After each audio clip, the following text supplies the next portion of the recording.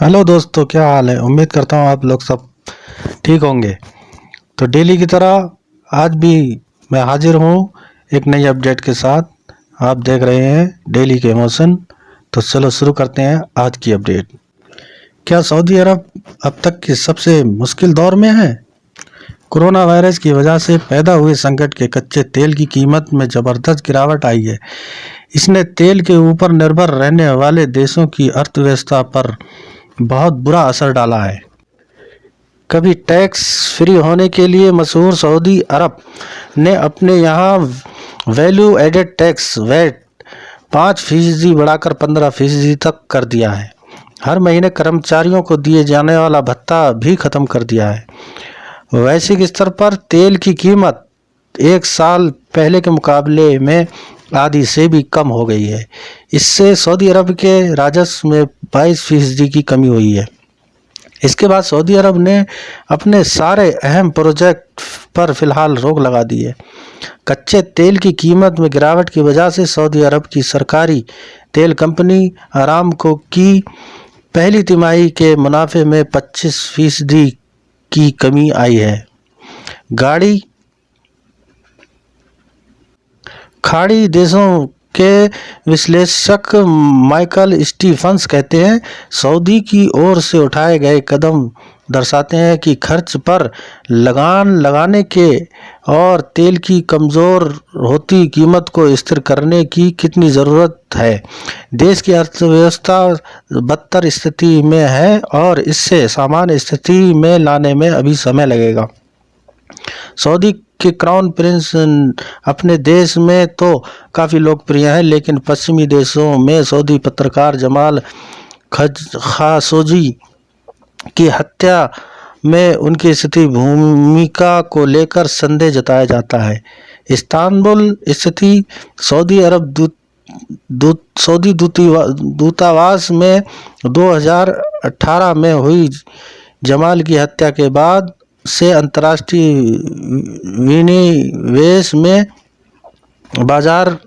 विनिवेश बाजार में उनकी साख फिर से बहाल नहीं हो पाई।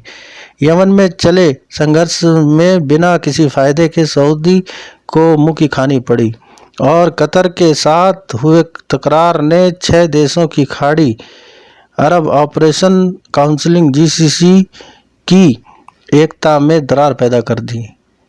तो क्या अब सऊदी अरब गंभीर संकट में फंस चुका है?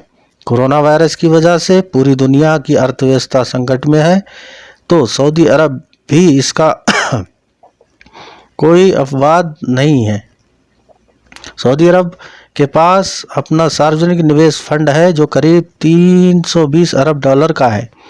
सऊदी अरब की सरकारी तेल कंपनी आरामको के पास पिछले साल तक 17 खरब डॉलर की संपत्ति थी, जो गूगल और अमेज़न दोनों की संपत्ति मिलाने के बराबर होती है।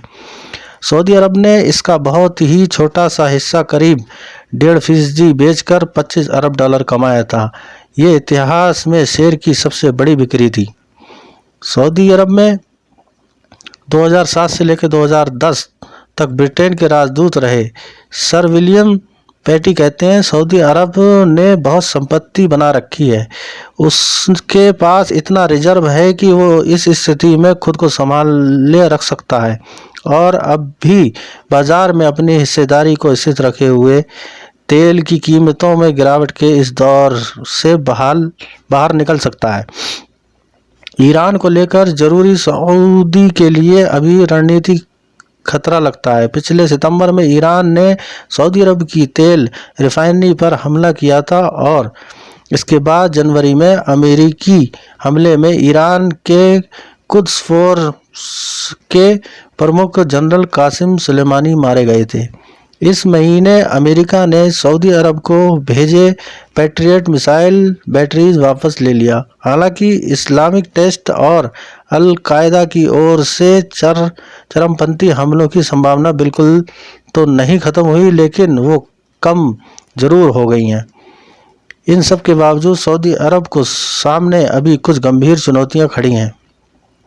देश की अर्थव्यवस्था। इस सप्ताह के लिए कुछ कठोर फैसले सऊदी अरब के लोगों के लिए कोई अच्छी खबर नहीं है, खासकर जब सऊदी अरब आने वाले समय में अपनी अर्थव्यवस्था की निर्भरता तेल के अलावा दूसरे क्षेत्रों के ऊपर भी डालने की योजना बना रहा है। सऊदी के वित्त मंत्री ने खुद इन फैसलों को तकलीफ दे बताया है। अनुमान के मुताबिक वो इन फैसलों की बदौलत 26 अरब डॉलर की बचत करने जा रहे हैं, लेकिन कोरोना और तेल की गिरती कीमतों की वजह से जो नुकसान हुआ है, ये रकम सिर्फ मार्च महीने में हुए नुकसान के बराबर है। इस साल की पहली तिमाही में बजट घाटा 9 अरब डॉलर का है। ये पहली बार नहीं है जब सऊदी अरब ने इन कटौतियों का सहारा लिया। मई 1998 में जीसीसी की बैठक में शामिल हुआ था। वहाँ क्राउन प्रिंस अब्दुल्ला ने खाड़ी देशों को स्पष्ट तौर पर कहा था कि अभी एक बैरल की कीमत 9 रुपये है। अच्छा समय ख़त्म हो चुका है और वापस नहीं आने जा रहा है।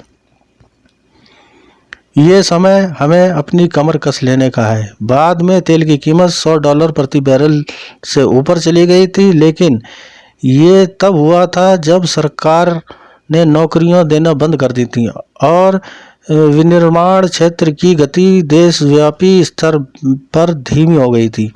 इस वक्त मामला थोड़ा ज़्यादा गंभीर हो सकता है।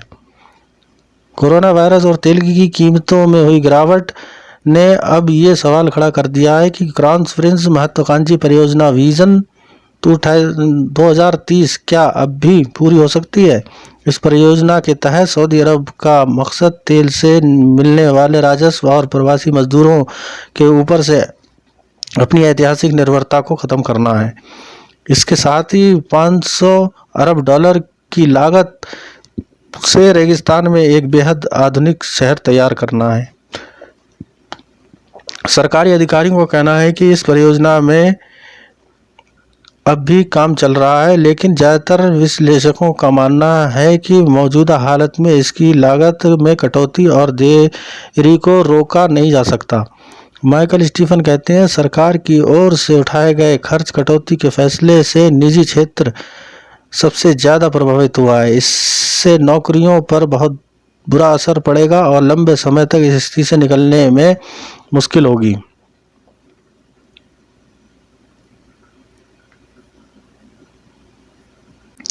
चौंतीस वर्षीय मोहम्मद बिन सलमान की सत्ता को कोई चुनौती नहीं दे सकता। उन्हें अपने पिता 84 वर्षीय किंग सलमान का समर्थन प्राप्त है और वो अपने किसी प्रतिद्वंदी को आसानी से किनारा करने का मादा रखते हैं। उनके चचेरे भाई, जो कभी क्राउन प्रिंस के दावेदार थे, वो 2017 में हुए तख्तापलट में हिरासत में ले लिए गए। उनकी सारी शक्तियां छीन ली गईं। पुराने रूढ़िवादी सऊदी लोगों का मानना है कि मोहम्मद बिन सलमान के सुधारात्मक और गैर परंपरागत कदम देश को खतरनाक रास्ते पर ले जाएंगे, लेकिन उनके डर से कोई उनके सामने मुंह खोलने की हिम्मत नहीं करता।